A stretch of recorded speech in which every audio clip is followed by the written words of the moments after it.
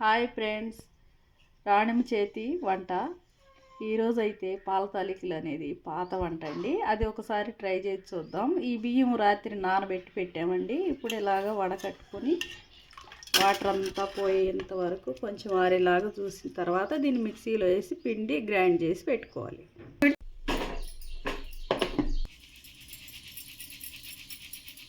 ఇలాగ జల్లెడ పెట్టుకొని పక్కన పెట్టుకోవాలి. స్టార్ట్. పిండి అయితే మిక్సీ వేసి ఇలా పొడి పొడిగా జల్లెడ పెట్టి పెట్టామండి. దీంట్లో కొంచెం చక్కెర కలిపి 7 వాటర్ తోటి కలిపి ముద్దలాగా కలుపుకోవాలి. కొంచెం 7 వాటర్తో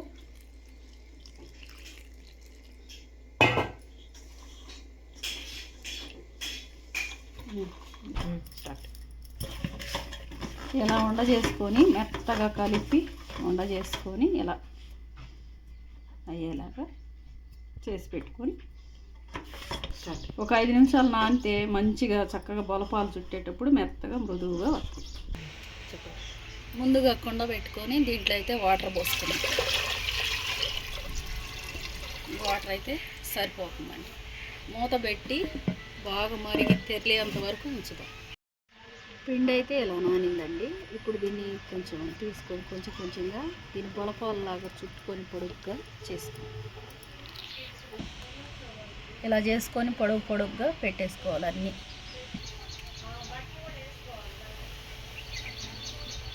స్టార్ట్.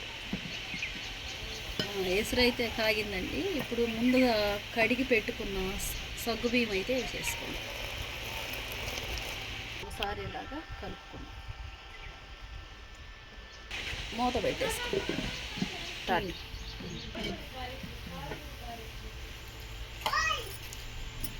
సగ్గుబియ్యం అయితే ఉడికేసినాయండి. ఇలా ఉడికితే చాలు. ఇప్పుడు సేమ్యాలు వేసుకుందాం. ఒకసారి తిప్పుదాం. ఇది కూడా కొంచెం సేపు ఉడికేంత వరకు మూత పెట్టుకోండి.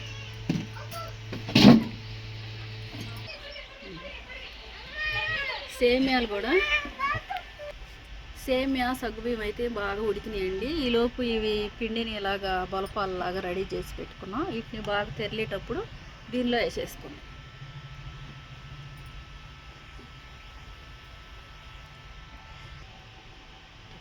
వేసినట్టు పెట్టి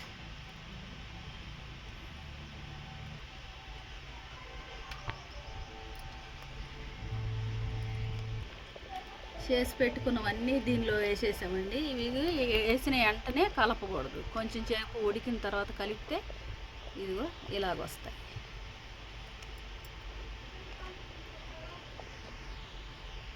అన్నీ ఇలాగ ఉడికి స్టార్ట్.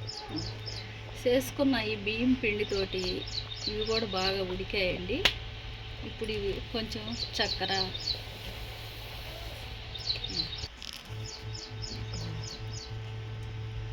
కొంచెం బెల్లం. ఈ బెల్లం వేసుకుంటే కలర్గా బాగుంటుందండి. కొంచెం చక్కెర కొంచెం బెల్లంతో కలిపేసుకోండి.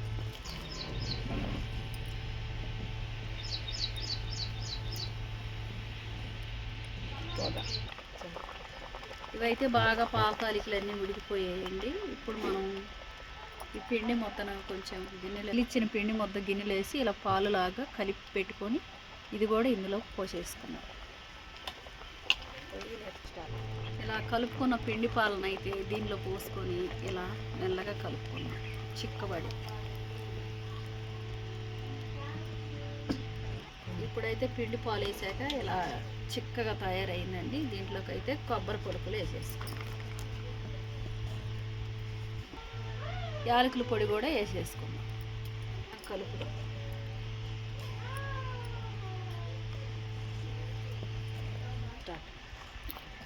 ఇప్పుడైతే అన్నీ వేసి కలిపాం కదండి. లాస్ట్గా బాగా మరిగించి పెట్టుకున్న పాలను కొంచెం కొంచెం పోసుకుంటూ కలుపుకున్నాం. పొయ్యి కింద అయితే మొత్తం మంట తీసేసామండి. సెగ తగ్గించిన తర్వాత పాలు ఇలా కలుపుకుంటే ఇరగకుండా ఉంటాయి. పాత్రను అయితే దించి పెట్టుకొని ఇంకా ఉన్న పాలు కూడా పోసి కలిపేసుకున్నాం.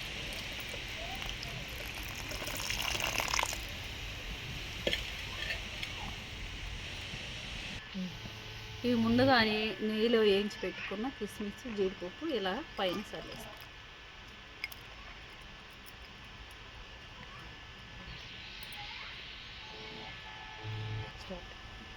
ఇంతేనండి, ఇలా రెడీ అయిన పాల తాలికల్ని గిన్నెలో తీసి పెట్టేసుకొని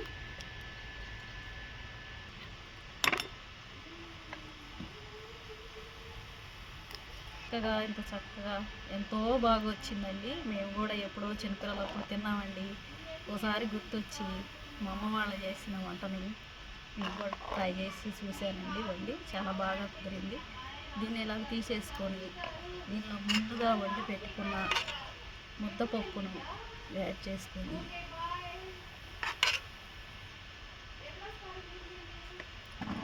జీడిపప్పు కిస్మిస్ వేసుకొని ఇలాగ దీనిపైన నెయ్యి కాస్త చల్లేసుకొని వేడిగా తింటే ఎంతో టేస్టీగా ఉండే పాల తాలికలు అయితే రెడీ అయిపోయి.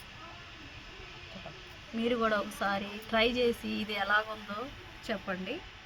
దీన్ని చూసినందుకు మీ అందరికీ థ్యాంక్స్ అండి. వీలైతే ఒకసారి లైక్ చేయండి.